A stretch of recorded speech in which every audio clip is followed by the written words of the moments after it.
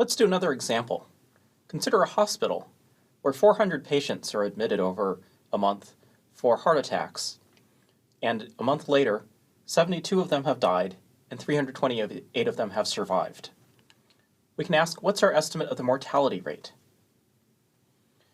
Under the frequentist paradigm, we must first establish our reference population. What do we think our reference population is here? One possibility is we could think about heart attack patients in the region.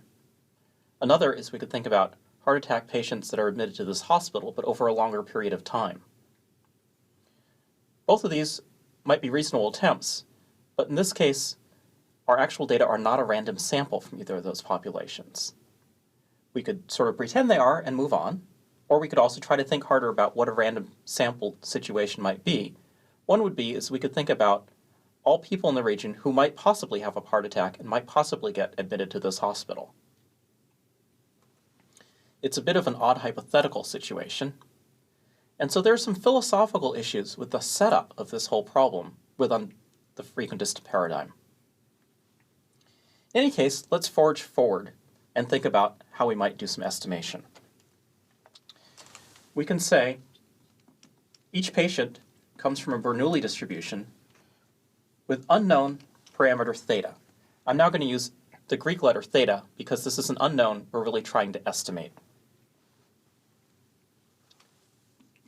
So the probability that yi equals 1 is equal to theta for all the individuals admitted. In this case, we're going to say that a success is mortality. The probability density function for the entire set of data we can write in vector form. Probably all the y's take some value little y given a value of theta.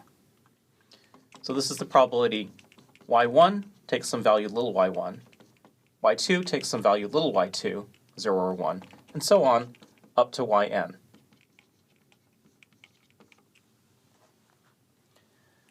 Because we're viewing each of these as independent,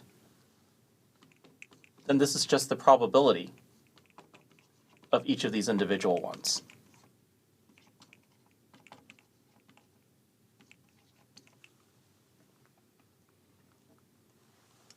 So we can write this in product notation.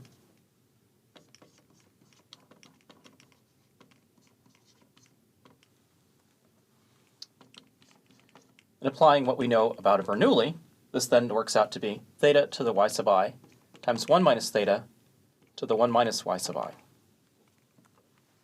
This is the probability of observing the actual data that we collected conditioned on a value of the parameter theta. We can now think about this expression as a function of theta. This is the concept of a likelihood.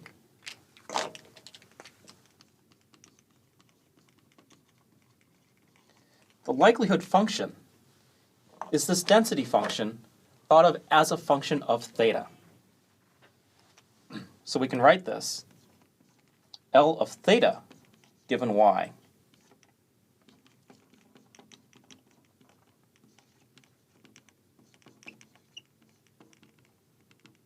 it looks like the same function, but up here this is a function of y given theta, and now we're thinking of it as a function of theta given y.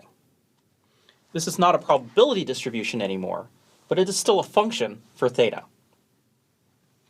One way to estimate theta is that we choose the theta that gives us the largest value of the likelihood. It makes the data the most likely to occur for the particular data we observed. This is referred to as the maximum likelihood estimate, or MLE, maximum likelihood estimate. It's the theta that maximizes the likelihood.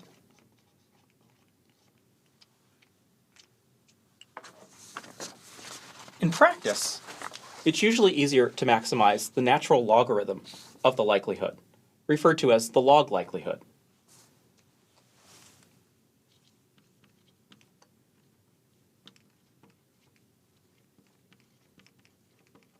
At this point, we usually drop the conditional notation on y as well.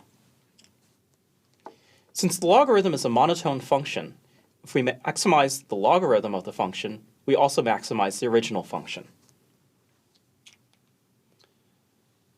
In this case, we're dealing with data that are independent and identically distributed. Sometimes we write that then as y sub I, independent and identically distributed, IID, Bernoulli's theta.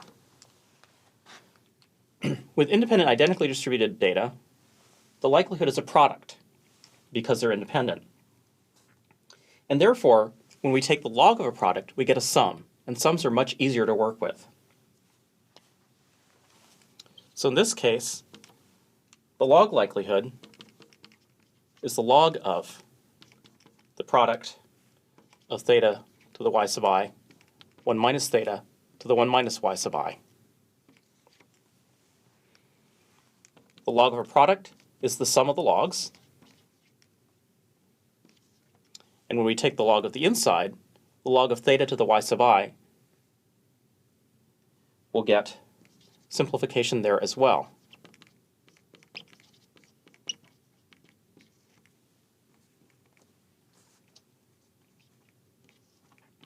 So that becomes y sub I times the log of theta plus 1 minus y sub I times the log of 1 minus theta.